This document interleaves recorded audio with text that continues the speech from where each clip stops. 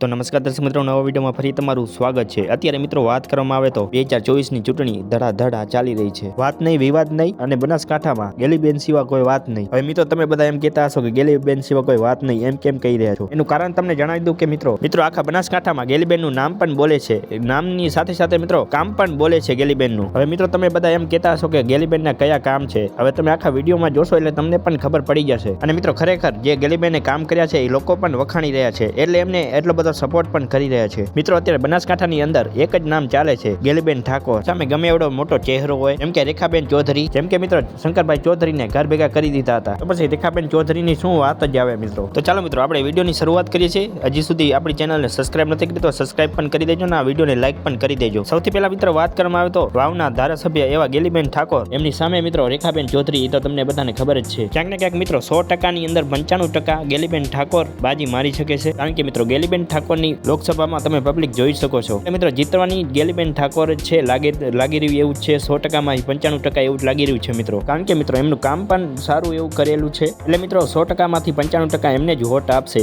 એવું 100% કહી શકાય। હવે મિત્રો આખા વિડીયો વિશે તમારું શું કહેવું છે જરૂરથી કોમેન્ટમાં જણાવજો। મળીએ બીજા વિડીયોમાં। જય હિન્દ, જય ભારત।